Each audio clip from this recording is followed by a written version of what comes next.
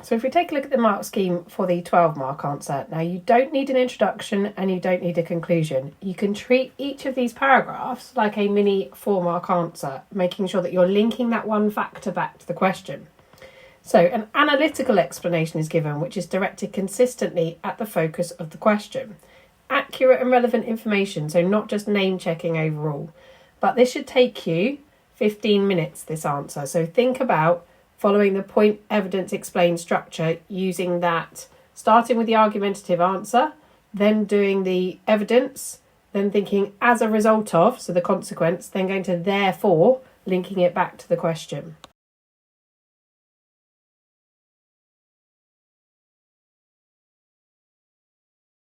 So we have an example here. So take each of the bullet points that are there and do it in chronological order, because that will help you think about change over time. Now, this one is explain why there have been changes in the crime of theft since the year 1700 to present. Now, if you don't know the answers of the ones that are given to you in the bullet points, look and see if it says you must use or you may use, because obviously then you can focus on using ones you actually know. So this is highway robbery, this is shoplifting, and you must have one more bullet point. Otherwise, in the mark scheme, you cannot get above the third level and the middle of that third level. So starting off then, we've got in blue our points linking it back to the question. So one reason why theft of highway robbery changed was circumstances changed. So the rest of it is going to prove my circumstances. Now, black is my evidence. Highway robbers were gangs of ex-soldiers who held up stagecoaches and stole money or goods violently from the wealthy travellers. Now, this is my as a result of the consequences. As a result of developments in the Industrial Revolution, cities grew. There were less lonely spaces highway robbers could hold people up without being discovered. Banks developed, meaning wealthy people did not carry as much money. So there was less point in robbing people in this way. Trains connected cities, so people travelled less by stagecoach. So they were less vulnerable to being able to be held up by highway robbers. So that is kind of doing that explanation that as a result of, and linking in your evidence with why highway robbery has changed as a crime and why it disappeared as a crime. So linking it back to the final part of the question then, therefore highway robbery was less profitable, so gangs had to find other ways of stealing from people. The changes in infrastructure made it much harder. So that's linking back to my changes in circumstance.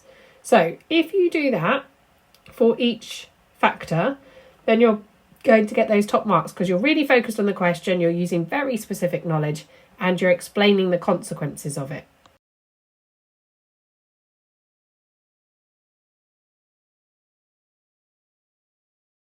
Going to the other elements of the question then, so you can think about it. So from a shoplifting point of view, thanks to the pandemic, there are less shops about. Technology has changed, so CCTV makes it much harder for people to get away with shoplifting, because obviously even if they leave the store with the goods, the evidence is there that they can be prosecuted later on. So that kind of makes people less likely to shoplift. It's not as profitable, but you could also talk about how cost of living crisis at the moment means people are more likely to shoplift things like food, baby goods, etc. So you could say a change in what they're shoplifting. That's another thing that you could perhaps include, such as going from clothes to food, where people are actually just trying to survive.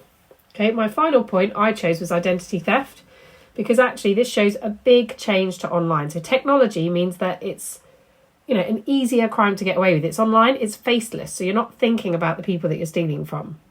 And it's much harder to catch the criminals, so big gangs do this.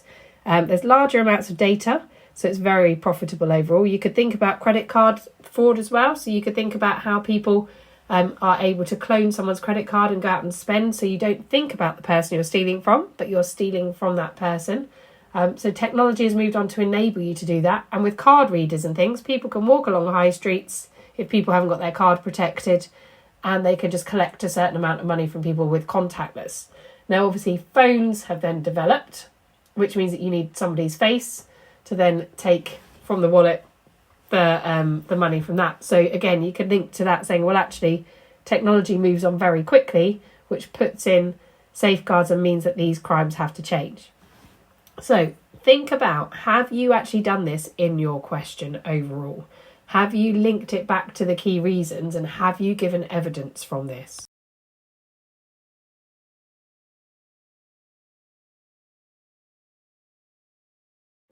Our other question then asked about punishments. Explain why there have been changes to punishments. Now, the prisons would just about fit in here, but you could use other things like stocks and pillory if you wanted to. So the bloody code, the reason why it changes is that the wealthy people don't see that it's going to deter people. Pious perjury is a very good example of that, where in courts people were unwilling to be able to commit somebody to death, or people that were sentenced to death, there was less people actually being put to death overall. And people started to see that it's not merciful to be putting people to death overall. So yes, it's removing people from society, but it's not merciful and it's not doing its job. So then they try and move it on to transportation. And again, this is the wealthy people, which is why it changes. You could put Tolpuddle martyrs in here as well. But people felt that those that were being transported would profit from this. So they're going for the gold rush in Australia. But it wasn't actually stopping crimes.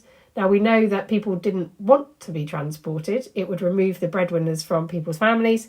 So this isn't necessarily the greatest argument, but this is one of the reasons why there was changes into the way people punished. That the wealthy people, once again, felt that, or the people in government felt that it wasn't deterring people.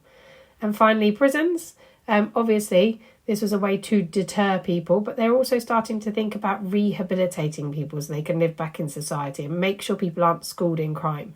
So thinking about those as your reasons, go back to what I said about how you should structure your answer. Look at that and see, have you done that in yours? Annotate yours and complete that checklist for us.